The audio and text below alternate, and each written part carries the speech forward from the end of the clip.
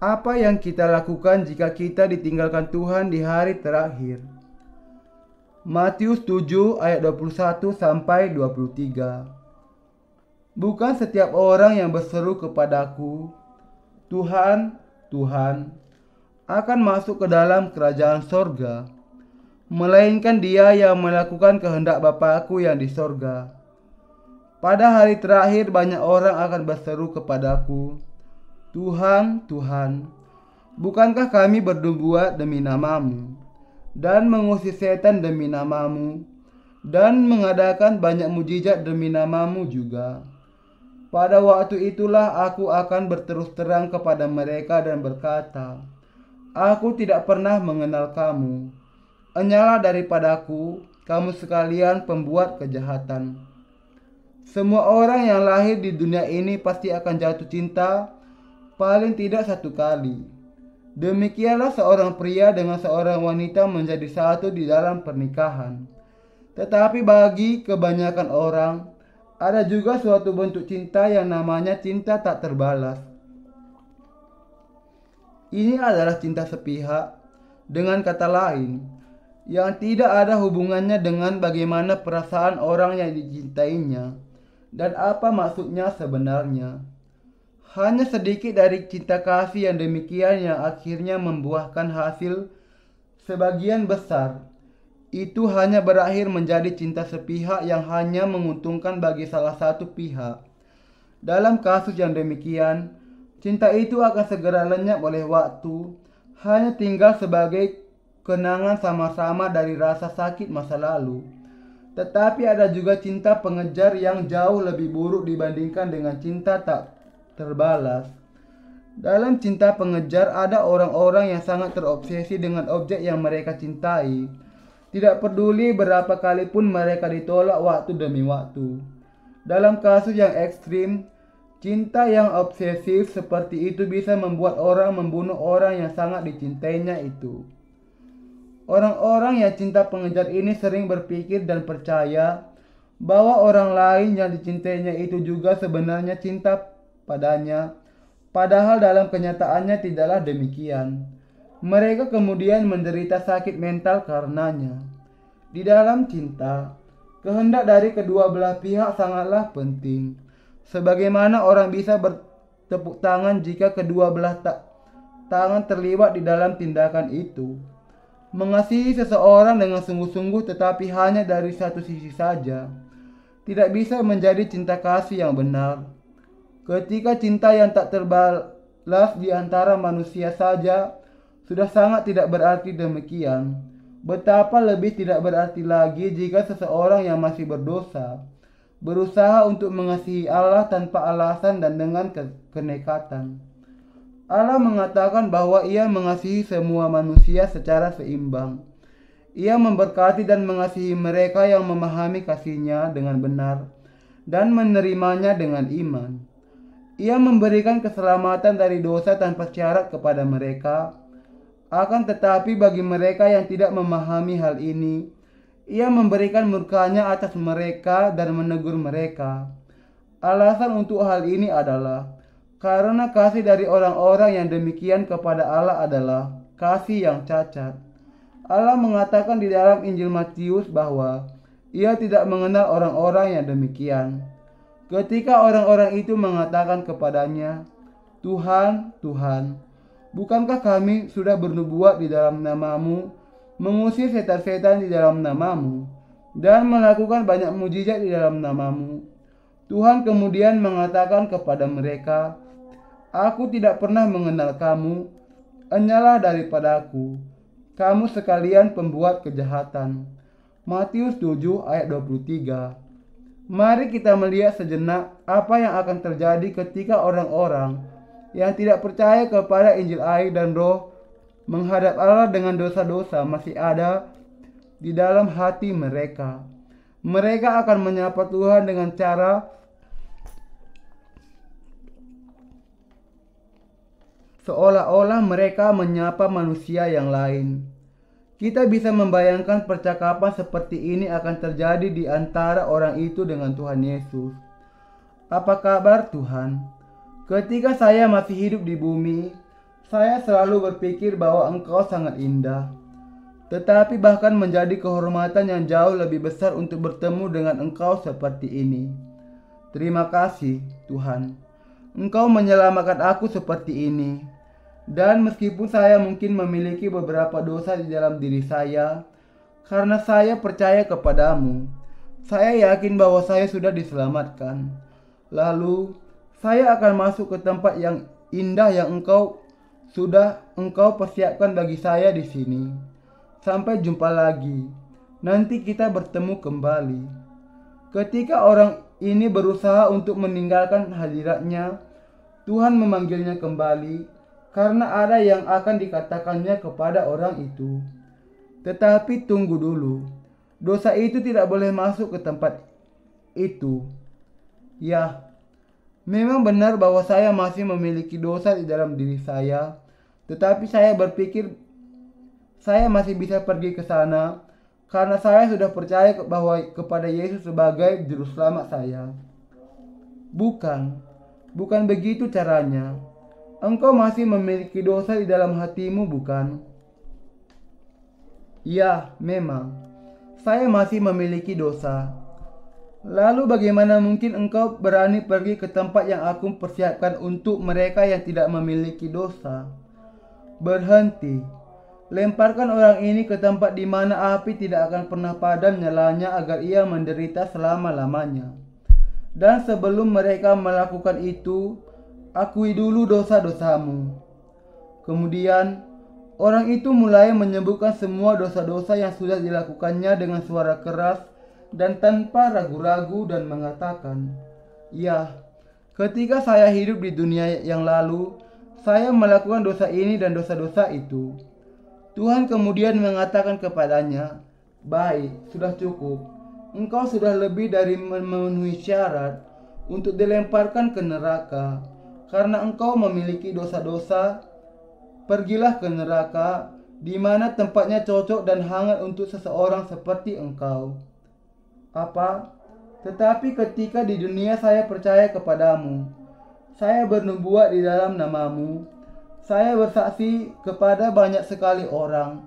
Saya menjual rumah saya untuk melayani engkau. Saya menolong banyak anak yatim. Saya rajin mengikuti doa setiap pagi dan sore hari. Saya menyembuhkan banyak orang sakit. Saya berpuasa bagimu dan berkorban banyak untukmu. Saat itu, ketika berpikir bahwa semuanya itu sangat tidak adil, ia menggertakkan giginya dengan sangat kuat sampai-sampai gigi-giginya tanggal. Kita bisa membayangkan bahwa pengobatan gigi akan laku keras di neraka. Tetapi serius, bagi semua orang berdosa, apakah mereka sudah percaya kepada Yesus atau belum? Kalau mereka tidak percaya kepada Yesus di dalam kebenaran Injil air dan Roh, mereka semua ditentukan untuk dibuang ke dalam tempat api yang kekal ini. Di dalam Yeremia 17 ayat 1, Allah mengatakan, "Dosa Yehuda telah tertulis dengan pena besi, yang matanya dari intan, terukir pada loh hati mereka dan pada tanduk-tanduk mezbah mereka." Yehuda di sini menunjuk kepada suku bangsawan di antara orang-orang Israel, dan Allah menggunakan hal ini untuk melambangkan semua bangsa Israel. Dan lebih lagi, hal itu juga diterapkan kepada semua manusia. Sebagaimana Alkitab menggambarkan prinsip perwakilan. Sebagai contohnya, Adam dianggap sebagai perwakilan bagi semua manusia. Roma 5 ayat 18. Intan dan kristal lain membentuk tabung karbon, dan semuanya adalah partikel yang paling keras yang diketahui di dunia ini. Jadi ketika kita dikatakan di dalam ayat ini bahwa dosa-dosa manusia ditulis di dalam loh hati mereka dengan pena yang matanya terbuat dari intan, maka hal itu tidak akan bisa dihapus kecuali kalau semuanya dibasuhkan sampai bersih dari segala dosa mereka dengan percaya kepada Injil air dan Roh. Karena itu, bagi orang-orang berdosa yang belum menerima pengampunan dosa, segala dosa yang sudah mereka lakukan dituliskan di dalam loh hati mereka. Tidak peduli bagaimanapun mereka sangat ahli dalam teknologi sistematika, memiliki gelar doktor di dalam bidang teologi, mengajar teologi di seminari sebagai profesor, atau memegang peranan yang tinggi di dalam gereja. Dosa-dosa yang dituliskan di dalam hati mereka tidak bisa dihilangkan dengan percaya kepada sesuatu yang lain kecuali Injil air dan Roh. Inilah sebabnya ketika orang-orang yang demikian berdoa kepada Allah, kita melihat mereka mengakui diri mereka sendiri sebagai orang-orang berdosa, karena loh di dalam hati mereka memang penuh dengan dosa-dosa mereka. Karena orang-orang berdosa tidak memiliki persekutuan dengan Allah di dalam kebenaran meskipun mereka menginginkannya. Mereka sering sekali pergi ke pegunungan untuk berdoa, berpuasa, berbicara dalam bahasa roh, dan mendapat penglihatan agar bisa bertemu dengan Tuhan melalui apa yang disebut sebagai pengalaman mistis. Tetapi pada akhirnya semuanya itu sia-sia, dan yang mereka lakukan hanyalah kehidupan iman yang sesat, yang mendustai hati mereka sendiri. Bagian di atas dari kitab Yeremia juga mengatakan bahwa dosa Yehuda juga dituliskan pada tanduk-tanduk mezbah mereka. Tanduk-tanduk mezbah di sini menunjuk kepada kitab perbuatan. Ada dua kitab di dalam kerajaan Allah, kitab kehidupan dan kitab perbuatan. Wahyu 20 ayat 12. Di dalam kitab perbuatan, Allah sudah menuliskan semua kesalahan dari masing-masing orang berdosa dengan sangat terperinci. Karena itu, kalau orang-orang berdosa ini tidak percaya kepada Injil air dan Roh, mereka tidak akan pernah lepas dari keadaan mereka sebagai orang-orang berdosa, sementara mereka ada di dunia ini.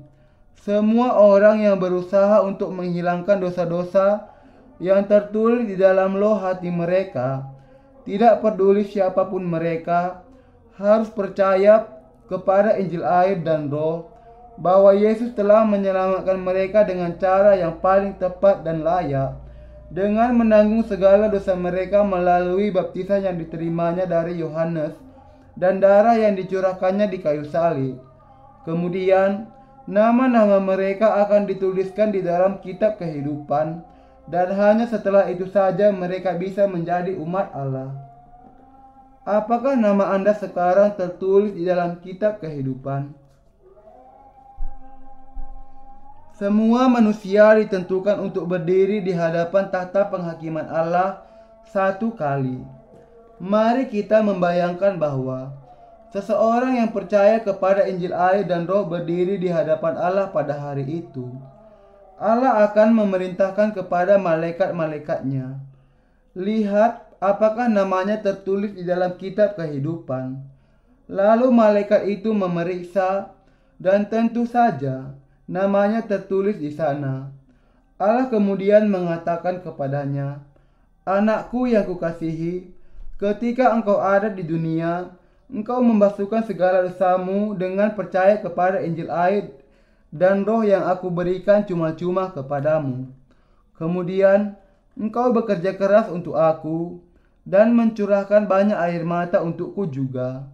Aku akan memastikan bahwa tidak ada lagi air mata yang akan keluar dari matamu. Tidak akan ada lagi penderitaan, dan iblis tidak akan menyusahkan engkau lagi.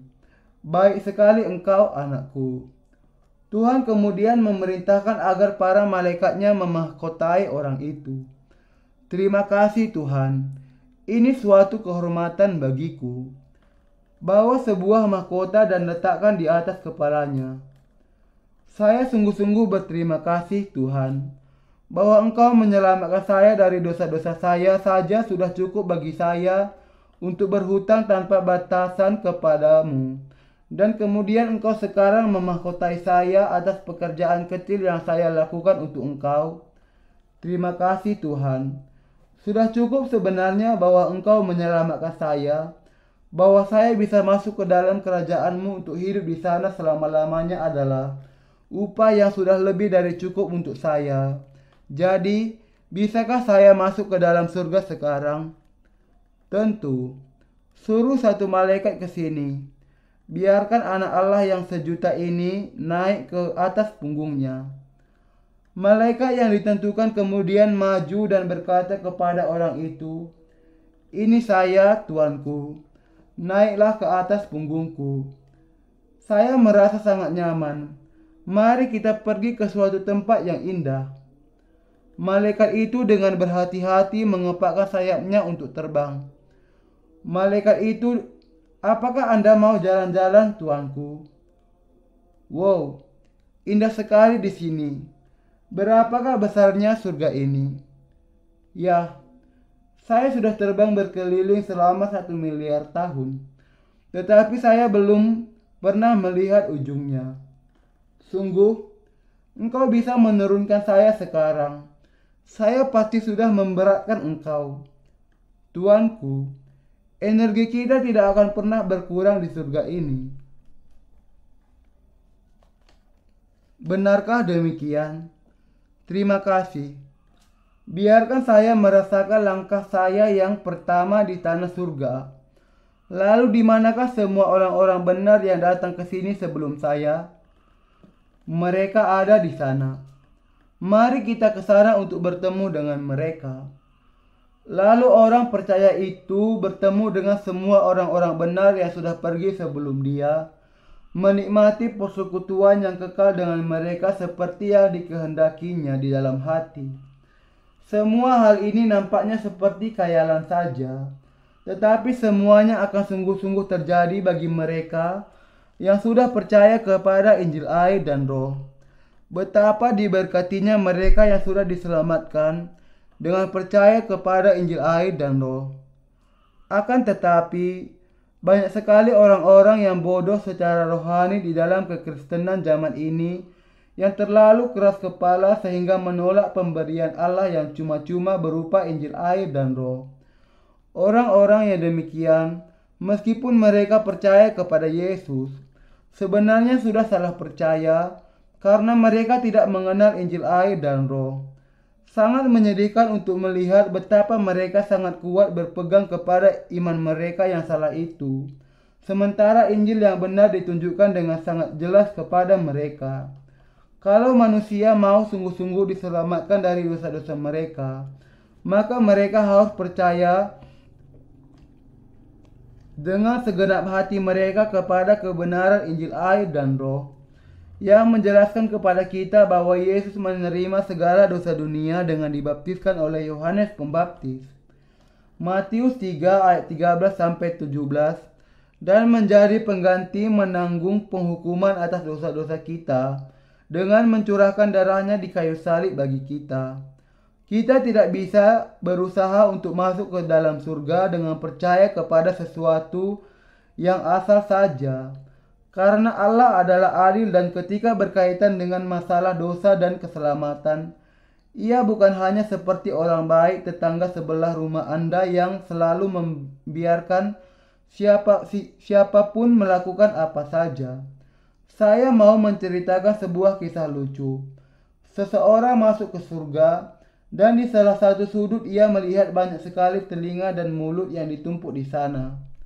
Ketika orang itu bertanya kepada seorang malaikat arti dari semua yang dilihatnya, malaikat itu menjelaskan kepadanya bahwa telinga dan mulut itu ada di surga karena hanya telinga dan mulut itulah yang diselamatkan. Ketika kita percaya kepada Tuhan, mutlak sangat penting bahwa kita percaya kepada Injil air dan Roh dari dasar hati kita, dan dengan itu diselamatkan oleh iman dari segala dosa kita sekali untuk selamanya. Banyak orang Kristen yang masih memiliki dosa di dalam hati mereka di hadapan Allah, bahkan ketika saat ini mereka percaya kepada Yesus yang berpikir bahwa mereka tidak akan menghadapi masalah untuk masuk ke surga, meskipun dalam kenyataannya dosa-dosa mereka masih ada di dalam diri mereka. Tetapi Tuhan akan berkata kepada mereka, "Aku tidak bisa menganggap kamu sebagai tidak memiliki dosa, karena kalau di dalam kenyataannya kamu masih memiliki dosa di dalam dirimu. Aku sudah mengampuni segala dosamu dengan Injil air dan roh ketika kamu masih ada di dunia. Tetapi kamu menolak untuk percaya kepada Injil air dan roh di dalam hatimu. Apakah kamu tahu apa maksudku? Tunggu. Sekarang buanglah orang-orang yang menolak kasihku ini ke dalam lautan api yang kekal.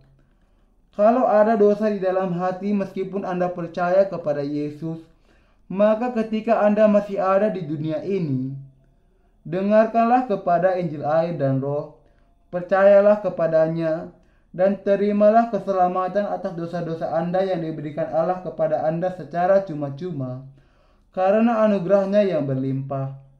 Anda harus memahami bahwa jiwa-jiwa yang tidak mau akan dibuang ke dalam lautan api yang kekal di dunia selanjutnya. Orang-orang yang mengaku tidak memiliki dosa, meskipun masih ada dosa di dalam hati mereka, sebenarnya sedang mengejek Allah dan berusaha untuk mendustai Dia. Ketika tiba harinya bagi Allah untuk menghakimi dunia ini, mereka akan memahami betapa besar perbedaan antara orang berdosa dengan orang tidak berdosa. Di hari itu, mereka semua akan menyadari mengapa Tuhan sudah sungguh-sungguh meminta kepada mereka dengan terus-menerus supaya mereka percaya kepada Injil air dan roh dan menerima pengampunan dosa. Dan kemudian mereka akan meratap dalam penyesalan karena tidak mau percaya. Setiap orang Kristen bisa saja sama-sama percaya kepada Yesus sebagai juru selamat. Tetapi ada perbedaan iman yang sangat besar antara mereka yang sudah menerima pengampunan dosa dengan yang belum. Yang sudah akan disambut di dalam surga, yang belum akan dibuang ke dalam neraka.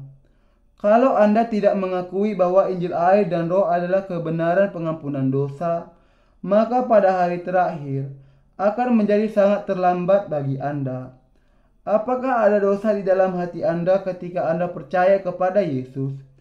Kalau masih ada, maka Anda juga adalah orang-orang berdosa. Yesus adalah juru selamat yang mengutuk mereka yang mengatakan bahwa mereka masih memiliki dosa. Apakah ini berarti bahwa tidak menjadi masalah kalau kita hanya secara membabi buta saja mengatakan bahwa kita tidak memiliki dosa? Bukan demikian halnya. Kita bisa menjadi tidak memiliki dosa hanya kalau kita sungguh-sungguh percaya kepada Injil air dan roh dengan hati kita dan dibasuh dari segala dosa kita sekali untuk selamanya. Surga adalah tempat yang hanya bisa dimasuki oleh mereka yang sudah percaya kepada Injil air dan roh yang sudah sepenuhnya dihapuskan dosa-dosanya. Persiapkanlah iman yang menyelamatkan Anda dari segala dosa Anda sekarang juga dengan Injil air dan roh. Kalau Anda menunda hal ini sampai nanti, akan menjadi terlambat. Sebelum terlambat, percaya kepada Injil air dan roh dan siapkan diri Anda. Kalau Anda tidak mau menerima ke dalam hati Anda Injil air dan roh, kebenaran pengampunan dosa, maka Anda akan dikurung di dalam neraka. Semua orang berdosa akan dimasukkan ke dalam neraka, tetapi orang-orang benar akan berdiam di dalam surga. Siapakah yang akan mengerti bahwa menerima pengampunan dosa dengan percaya kepada Injil air dan roh akan menjadi sangat berharga? Mereka yang di dunia ini sudah mendengar Injil air dan roh dan percaya akan menjadi orang-orang yang sungguh-sungguh beruntung. Saya memuji Tuhan atas hal Injil ini. Saya bersyukur kepada Tuhan satu kali lagi karena Ia menyelamatkan kita, yang dahulu adalah orang-orang berdosa, dari segala dosa dunia melalui Injil air dan roh sekali untuk selamanya. Anda juga harus percaya kepada kuasa Injil air dan roh sekarang. Kemudian Anda akan menjadi anak Allah sendiri sampai selama-lamanya. Haleluya.